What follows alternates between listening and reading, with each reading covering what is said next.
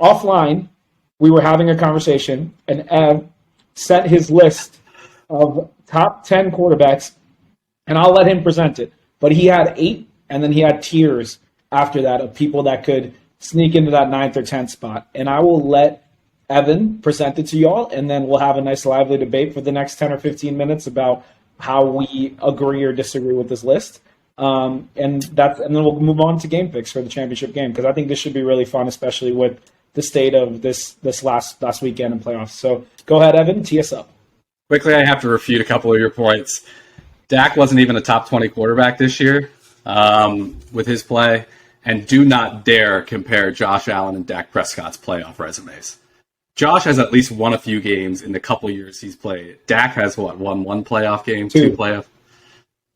Don't even dare compare those guys. That is just out of this world. Nobody's saying out of this world. Nobody here is saying Dak Prescott is as good as Josh Allen. But at the same time, I am saying you're very biased against the Cowboys, and this is very similar to how all Commanders fans root against Kirk Cousins to burn. You're going to nitpick, especially with a guy like Dak Prescott. But that's my other take. Anyway, continue. Anyways, but yeah, I like to do these quarterback rankings. I think I don't know why, but every week I feel like I find myself tweaking them. So Kleine down there in the bottom left, we're kind of texting this week about some of them.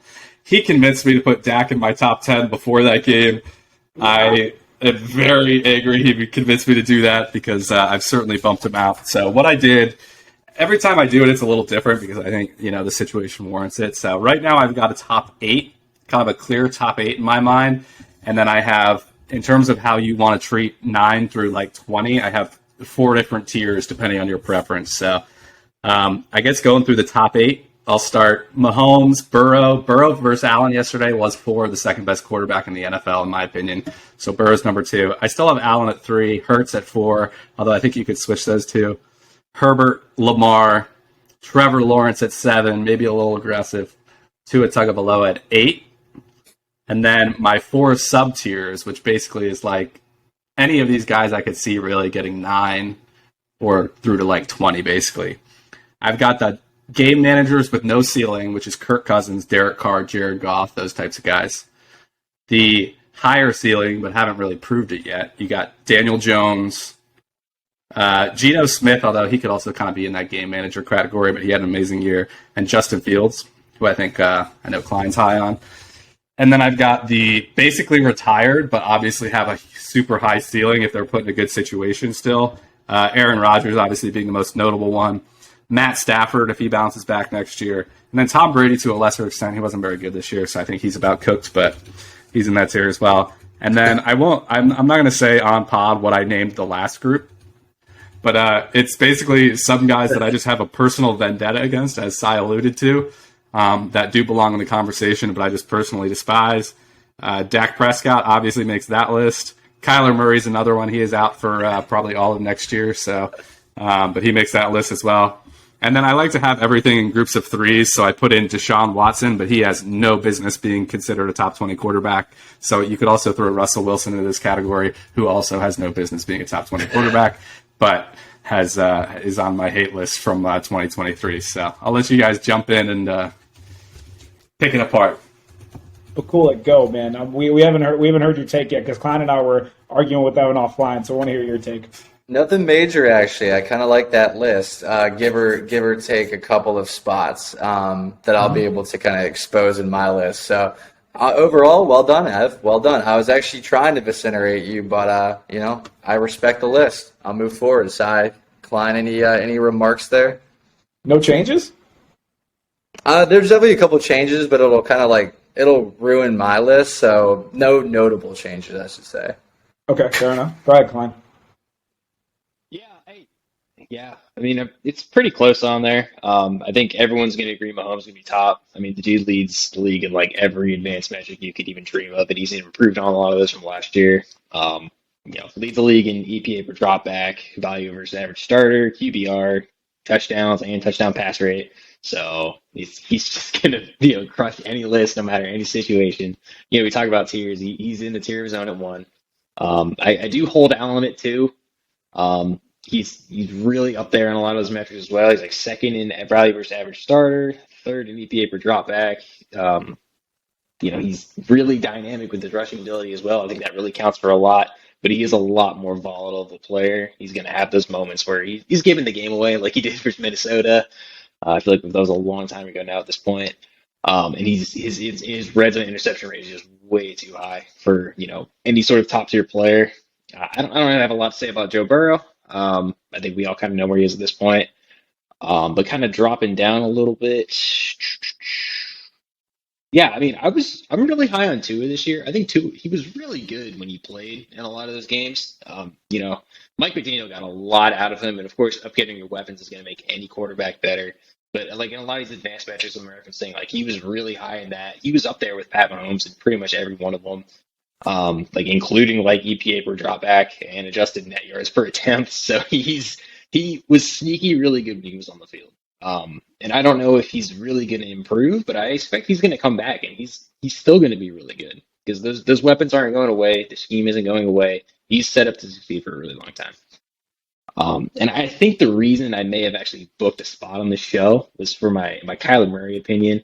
I have him personally at 8 right now, but that of course is assuming fully healthy. And yes, 2022 was pretty much a lost year. Cliff Kingsbury is terrible. I'm glad he's gone for Kyler's sake. You have everything going on with the video games and the contract nonsense, but I think when you look at it, every stat, every advanced metric, he's going to rate out in the same tier as these top tier guys. And I will hold that when he has the ball in his hands, there is not a more dynamic player in the league. He makes something out of nothing just as well as any Pat Mahomes, just as well as Lamar Jackson. And this is a guy running an offense where DeAndre Hopkins is running like 5-yard curl routes, 8-yard out routes, and that's all you're getting from him. I think a lot of these issues that we've seen with Kyler are really just related to Cliff Kingsbury. It's a good thing he's gone, but it's a shame next year's probably going to be a lost year as well.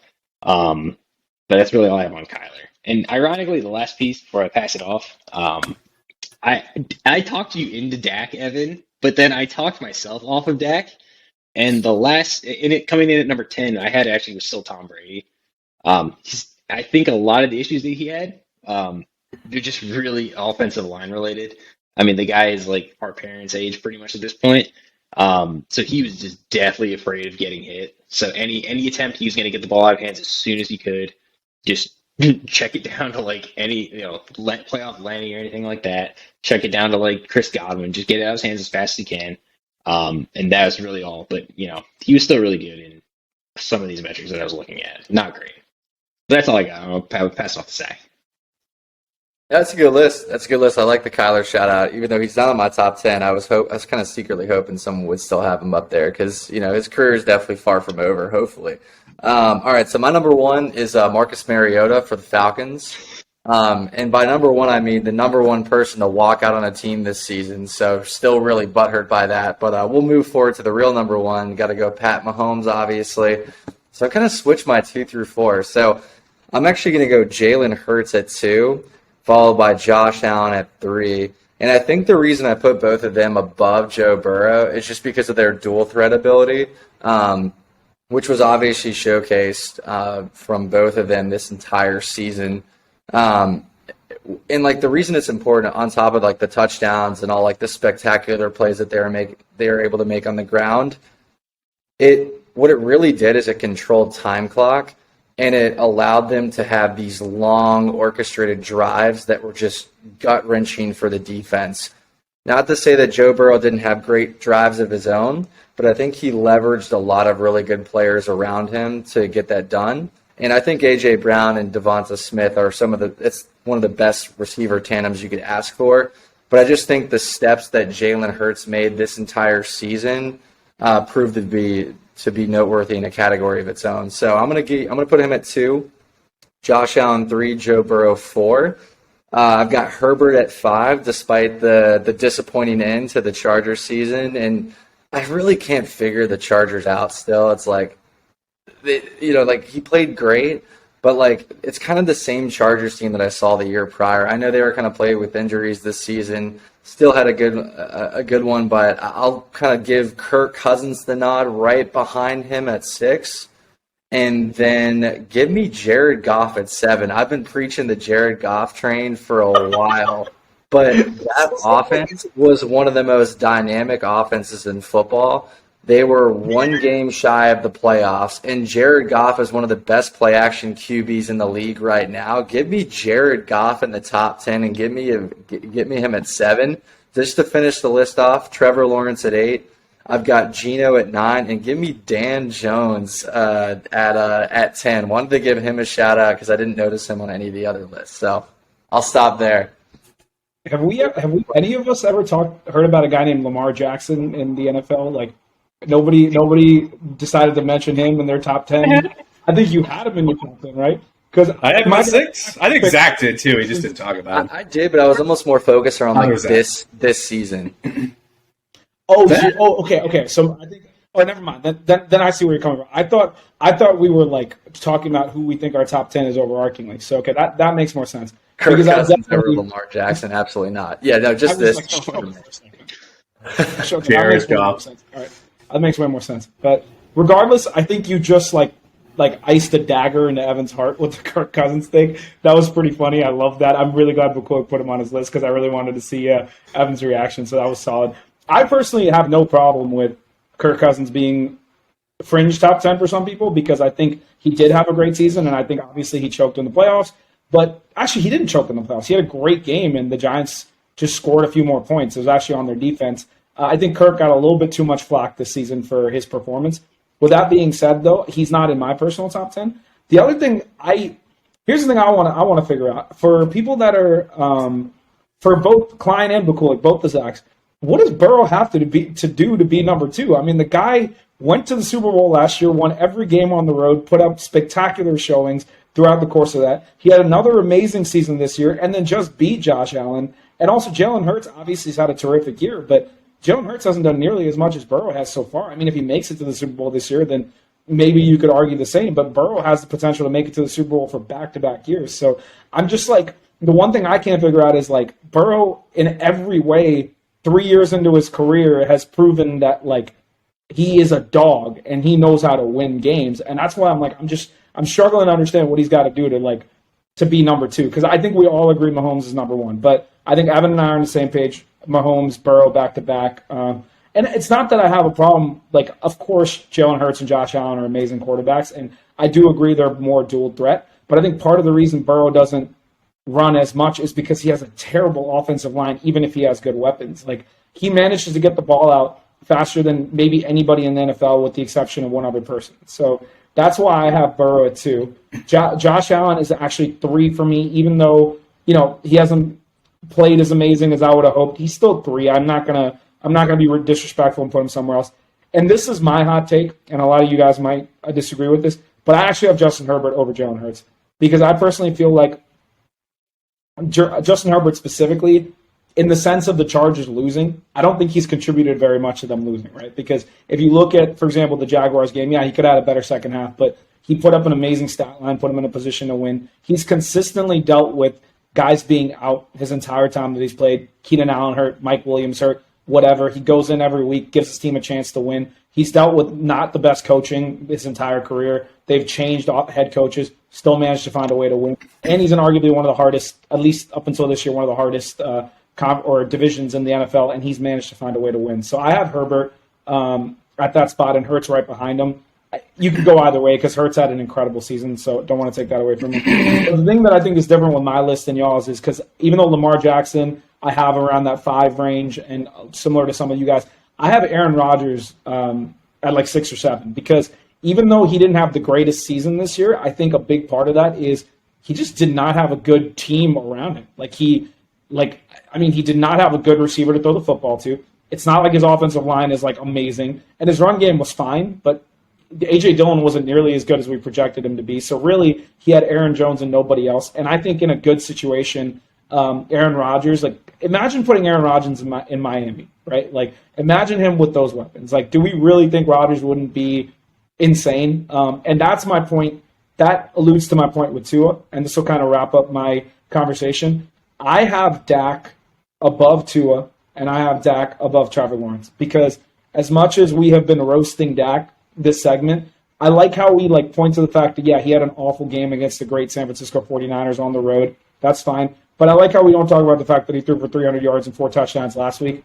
And yeah, he had a rough season. I'm not disputing that. But are we also going to ignore the fact that Dak Prescott last year had, 4,500 yards passing and 40 touchdowns? And he's also had a season where he threw for 5,000 yards and 35 touchdowns, and he's still in his 20s. Like, I mean, Dak is his peak has been better than some of these guys. And I don't understand why we're already crowning Tua when Tua, although I admit maybe can get there, he's been hurt. And the other thing I want to point to with Tua is when he's out of the game, look at what Skylar Thompson and Teddy Bridgewater have done.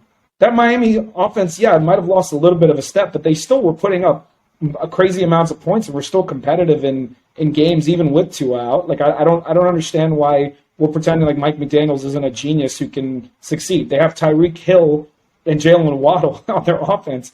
Like, I mean, that's my other point. So anyway, that's my rant, but I just wanted to talk about where my differences were because I think Rodgers was my big one that I wanted to point to. They got into the playoffs by scoring 9 against the Jets. So I mean, that's one game. I agree with the weapons argument though too, but I all the advanced metrics that Kleine mentioned I think puts him over the top. But I will wrap mine because I didn't say my 9th and 10th picks who they would be. Zach, cool. Like I actually love the bottom of your lips, man. If it was right now, I would put Daniel Jones and Geno in there, man. And then if I'm looking forward to next year, I think Rodgers is back in the top 10 in a better situation, like Sai mentioned, and I think Justin Fields potentially sneaks in as well. That's a good one. Right That's now, a good Daniel Jones and and Geno. I also got to give Bukulik credit because Bukulik, I think like a month or 2 months ago, Zach and I were in Austin, and Zach made a take that Jared Goff was a top 12 quarterback in the NFL, and I absolutely roasted him for it, along with everyone else at the table. Because at the time, I don't know that he had proven it, but I will say the way Jared Goff finished that season, he's definitely well above top 15. I was not giving him enough credit, and he very well could be in the conversation, at least with the way he finished the season, to be top 12, top 10. If you want to put him at the end of that, I can't fault you for it. I personally don't have him top 10, but he'd probably make it into number 12 for me. So I got to give Zach credit for that. I was wrong, and Goff proved me wrong. So props to Bukulik on that one. Love it. I'm also very excited to see Trevor Lawrence in like future years. Klein had mentioned that Ridley's coming back next year. That receiving core, when healthy in Jacksonville, is semi-lethal. Christian Kirk is a baller, and I'm just and Evan Ingram took a big step up this season. Yep. So like I'm just really curious to see how this Jacksonville offense operates under Doug Peterson. But man, Trevor Lawrence played himself one hell of a season, and he's accurate, and he's still got that arm strength to get the ball there. Really, really excited to see where he lands next season too. So don't sleep on that guy either. Can I ask you all a quick question, real quick, before we jump into? I know we got to jump into our predictions.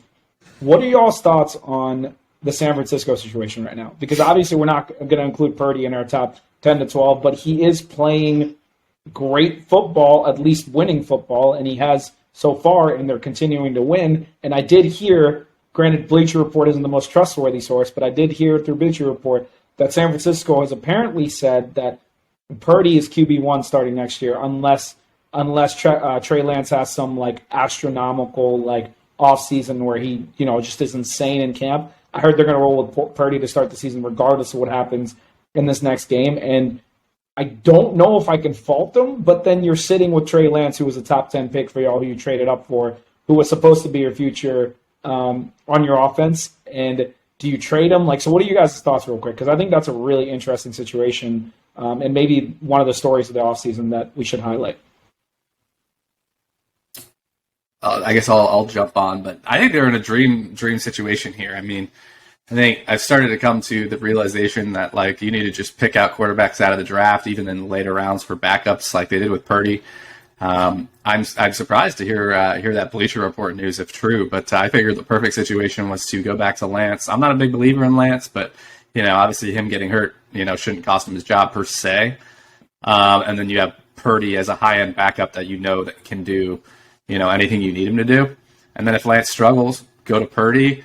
If Lance plays amazing, you could even look to trade one of those guys. I mean, the options are endless, and they're both on such great, on their rookie deals. Obviously, Lance was a high pick, so it's not super cheap, but I think they're in a dream scenario here. I would think that they would go back to Lance, but, if Purdy makes it to the Super Bowl and, wins the Super Bowl, that'll be tough, but we saw it with the Eagles, so, who knows?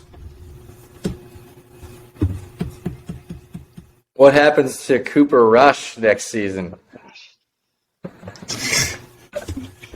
You jump on the it's really hard to be contrarian in a situation like this because Brock Purdy is playing really well, and a lot of these stats are going to back it up, and they're getting the AFC Championship. But it's very obvious from going through this Brock Purdy exercise that any quarterback that can execute the 49ers offense is going to be successful.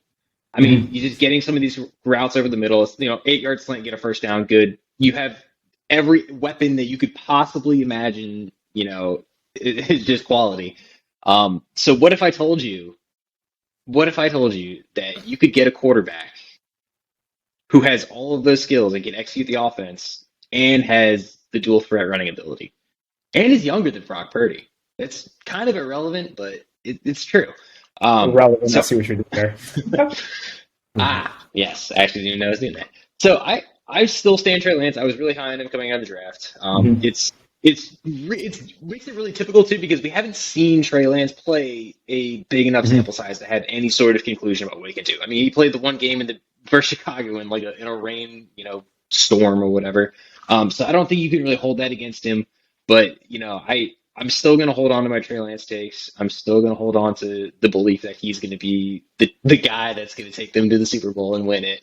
And it's really hard to say that right now because the flavor of the month is Brock Purdy. Let me pose this question real quick. If one of Zach's GMs calls you tomorrow, and let's say you make the Super Bowl with Purdy. Let's say you beat the Eagles, you make the Super Bowl with Purdy. Whether you win or lose, let's say one of Zach's GMs, Bakulik's GMs, calls you and says, hey, we'll give you a top 10 pick and a future third rounder for Trey Lance right now. For Trey Lance right now, would you do it? Oh, yeah, I'd take that without a doubt. Well, with that said, I do think it matters if there's a difference between winning the Super Bowl, making the Super Bowl, and losing to the Eagles next week. If you win the Super Bowl, because I think to Zach's point, they've gotten so close with Jimmy G, and then you get all right. Jimmy G kind of short passing accuracy, but he can, have that mobility. Maybe that's what takes him over the top, I think is the point. So if Brock Purdy gets him there and they fall short again, then you kind of have the same questions you have with Jimmy G that presumably Lance can fill. Now, my question is, does Lance have the decision-making and the accuracy that they need for that offense? But if he doesn't win the Super Bowl, I think that really is a very different argument. It's such a great dilemma to have, though, right? This circumstance of if you could trade, let's say that did happen, say the Panthers or the Falcons called and said, hey, we'll give you our top 10 pick for Trey Lance right now, and you do make the Super Bowl with Purdy. All of a sudden, a team that already has Christian McCaffrey, Deebo Samuel, Nick Bosa, Brandon Ayuk, George Kittle, Fred Warner, now gets a top 10 pick to add a rookie where you don't have to pay him money to add to that roster with a quarterback that you trust. Come on, that's stupid. That's just stupid. So they're in an insane position. Shout out to John Lynch and the 49ers. But yeah, speaking of, sorry, go ahead, E. I was going to say, I think it's interesting to point out that the Eagles got that decision wrong. They went back to Carson Wentz. Sure. I'm not sure that was the right decision with how Wentz's career arc developed there. But, we'll see what happens. I've got a question for you guys while we're on the quarterback carousel. What are the realistic odds that Lamar Jackson re-signs with Baltimore? Because one would think that he's pretty upset with the general management. He was kind of hoping for a contract when they started 5, 6-1 this season. Obviously got injured. This is now his second year getting injured. what is the realistic possibility or percentage that he would stay with Baltimore? Because there are going to be a lot of teams that are shopping. My team, the Falcons, are one of them and one of the contenders apparently. So, Klein, I'll kick it over to you. Do you actually think he re-signs with Baltimore, or do you think he's out of there? Yeah, it's the really boring answer, but I don't see any scenario where Lamar is not back with Baltimore. And in worst case, it'll be on a franchise tag. Baltimore is very adamant that they're going to want him back. Jim Harbaugh's been saying that in the offseason already. They already got rid of Greg Roman. Lamar Jackson's going to have a big say into who they're bringing in for the OC job. It's just a matter of how much, and I think it's really all just contracting, almost nickel and diming at this point. I'm pretty sure the salary cap is going to be a big jump this year, and I think Lamar has been really smart to kind of hold out and see, what that number is going to be, so he can basically boost his own, salary, and go from there. But there's no chance Lamar is not coming back. I mean, these two teams are, these guys are perfect for each other. I just can't see him not going back to Baltimore unless they're able to franchise tag him and trade him. That's the only way that I could see that working. I don't know what the rules are with that, given his contract time or the service that he's provided. But if he really doesn't want to be there, and you're going to get a disgruntled Lamar Jackson, especially with them having, even with Lamar Jackson, they have a lot of things they still need to fix for them to be, a Super Bowl back in the Super Bowl contention, because they haven't won with them yet. I could see a world. I think the only way that it would happen. I agree with you, Klein. Like, I don't see him hitting free agency, or in any capacity, because that would just be stupid on the Ravens' part. It would just be so, I would fault them forever for doing that. But there could be a scenario where they franchise tag him and trade him. I don't know. Again, I don't know what the rules are, but if they could do that, then I think that is a potential option, because then you might get an insane boatload of draft picks, and you might be able to draft your quarterback in the future and do all that, and also get that rookie contract for a quarterback that everyone wants so badly. So that potential might exist, but that's the only way I could see it. I will just jump in real quick, and I think you guys are really enjoying envisioning this scenario because all three of your teams need quarterbacks. So it's just kind of fun to fantasize about, having Lamar. Now, I will say this: I love Lamar, and this isn't a knock against him, but I don't want to speak for Zach and Evan's team, but I almost feel like if our teams want to get to the point that we want to get them to, where they're consistently contenders. I'm starting to lean in Evan's direction of, you don't want the big quarterback contract right now. Like Lamar could come and you could win a Super Bowl immediately with maybe Evan's situation, or if we shore up our offensive line, maybe you get a chance. But even then, it's just his contract would be so large for a guy that could feasibly get hurt, and as he gets older, he won't be able to run as much. So that's not a knock against Lamar. It's just my honest take. I wouldn't necessarily want to give up a boatload of draft capital for Lamar right now. I'd rather, I have a top 5 pick. I'd rather draft a quarterback, but that's different per circumstances than Zach or Evan. So yeah. Yeah, the clarification of my take is that unless you can get an MVP level player, that Lamar has been at one point in his career. Sure. Although to your point, if you trade for him and sign him, what's left in the cupboard, right? Do you still have enough to get him, especially as he looks to deteriorate, to your point? So it's a tough one, but if you can get an MVP level player, it's hard to not pull that trigger. I don't care what the cost is. But I agree with Klein. I don't think he's going anywhere. I think I overreacted to the fact that he wasn't at that Bengals game. But there's just the relationship. It doesn't make sense for them to not keep it going, in my opinion. I don't know. I'm playing devil's advocate. I could see him going somewhere. I think he could go to New York. I would not be surprised if he was a New York Jet. This is a team that has one of the best offensive lines in football. This is a team that had the undisputed rookie of the year before he got injured. And by the way, they're going to have another rookie of the year in Garrett Wilson, alongside of some of the other offensive counterparts they had. So Breece Hall coming back healthy, let's just say next season. I think Lamar was a little frustrated because he had to do it all, which led him to getting injured for the second straight season. And he's going to have more weapons. He's going to have a better offensive line push. He's also under a really creative, interesting coach that, connects with young players and brings a lot of energy to the locker room. It's the Big Apple. I would not be surprised if he was a New York Jet next season, considering the fact that they definitely have the cap space to pay for him. So if he wants that $230 million guaranteed, I feel like the Jets are one of the few teams that are like, yeah, let's do it. Let's make it work. So I wouldn't be surprised. Don't rule them out because obviously the Zach Wilson experiment was a failure. So don't rule out some of these other teams too. So that's all I got to say. It's the perfect fit. It's definitely the perfect fit. It just might not be up to Lamar is the concern because worst comes to worst, they might just franchise tag him and it might be sour. But it's just this might not be fully up to Lamar because if it was up to him, I could totally see that. Zach, I'm with you. That's the perfect fit. Right. Yeah. All right. Kleine, you got 10 more minutes or so to do some Let's get picks it. and preview? All right, cool. So I think first game of the day on Sunday, I might need to double check, but I believe it's the NFC Championship game, which of course is San Francisco at Philly. The current spread, Kleine, we usually just go around, make picks on the spread, and then we'll talk about them. But the current spread is Philly minus 2.5. Kulik, what do you got? Give me Philly to cover that and give me the over 45.5.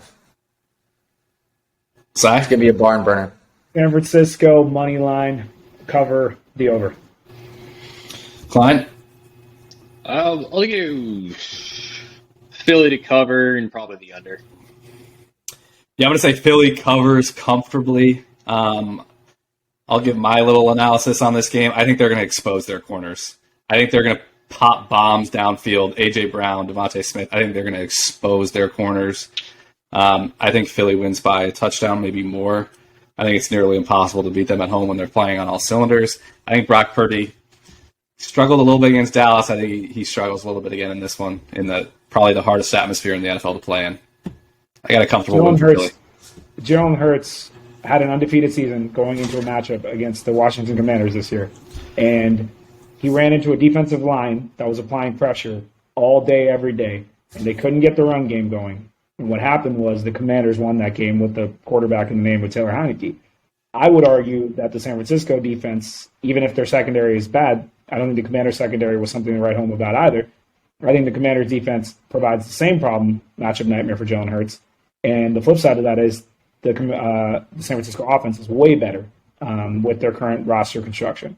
So when I look at it that way, yeah, I do agree that, the Philly's been playing amazing and Hurts has been incredible, but the teams that have given Philly and the Eagles the fits are the teams with those defensive lines that can cause havoc. And I think Nick Bosa is going to have himself a day, and I think Fred Warner is going to have himself a day. And that's why I picked San Francisco money line since I'm on my lonely island. So I thought I'd give a defense for my pick as well. One of my little hot takes is I think Darius Slay completely shuts down Deebo Samuel. Deebo is just going to be frustrated the entire game. Darius Slay, man-to-man corner work, easy.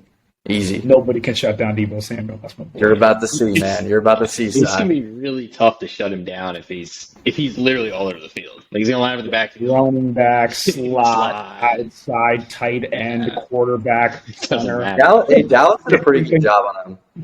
You're right. It's impossible to shut a guy like that down, but Dallas did a pretty good job. Yeah, 4 for 45, 4 for 11 on the ground. Debo popped a big play the week before, but Kittle's the guy I'd be worried about because you put Debo in the slot, C.J. Gardner-Johnson will handle him. It is hard to throw on Philly, man. It is really difficult. It is hard, and that's a very fair point, guys. The thing is, it's not as much about Debo or Ayuk I not being able to get open. I think it's more about Purdy being able to get him the football because the problem with even in the Cowboys game, the reason why Debo didn't have a big stat line or Ayuk for that matter, he relies on Kittle because obviously young quarterbacks rely on their tight end. And the flip side of that is the pass rush, right? Micah Parsons was in his face basically the entire game, and you're going to get the same from the Eagles. So I do agree with you guys.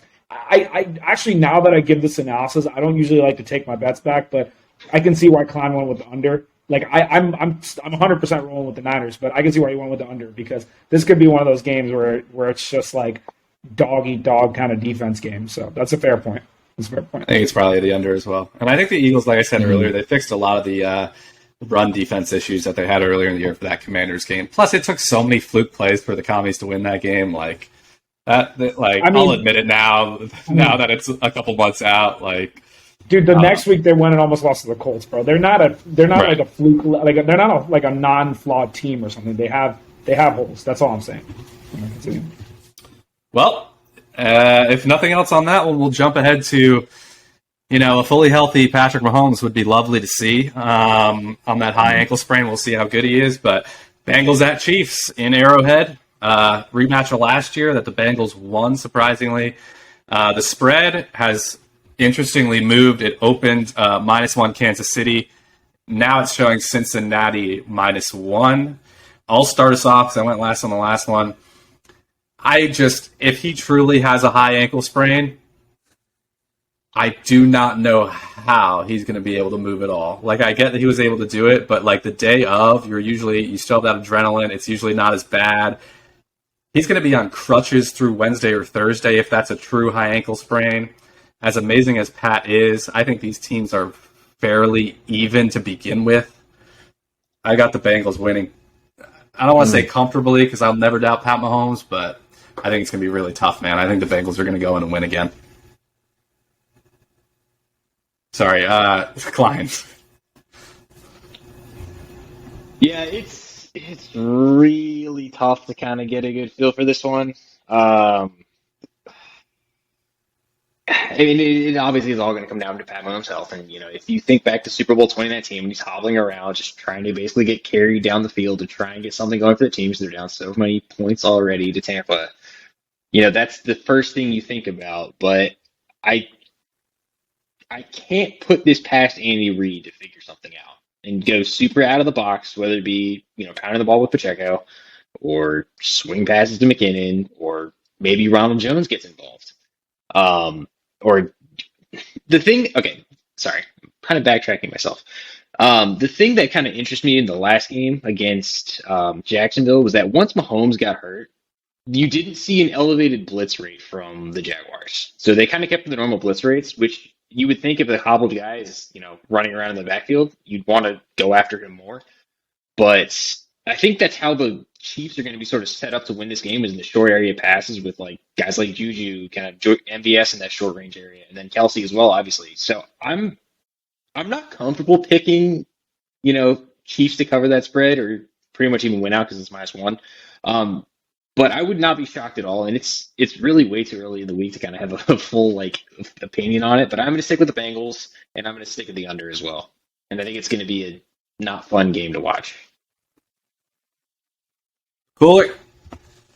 All I know is if Ronald Jones is getting the ball, Bengals by a million. Bengals by a million. But you know what? I got to disagree with you, Kleine. I think if these corners for Cincinnati are playing tight press coverage, and Kansas City's trying to get the ball out quick, I think those receivers for Kansas City are going to really struggle with it because when you have Mike Hilton, Eli Apple, you got a variety of those corners who love playing man-to-man coverage, and they play it quite frequently in comparison to other NFL defensive schemes.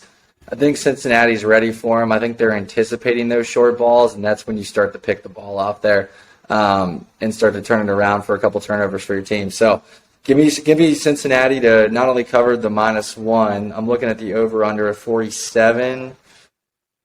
Give me the under in that game as well. And also I think Joe Mixon's going to have another really good game. His over/under last week was like 44, 45 yards. He killed that in the first quarter. And I think Cincinnati's not going to deviate from their game plan. I think they're going to run the football a lot. So give me the over. Let's just say it's like 60, 65 yards with Joe Mixon. That might be a good player prop. I'm shocked you didn't bring up your boy Pacheco because you gave a strong take. I love Pacheco, too. You were on point, dude. He had a great game last week. So He's a beast. He had a huge run.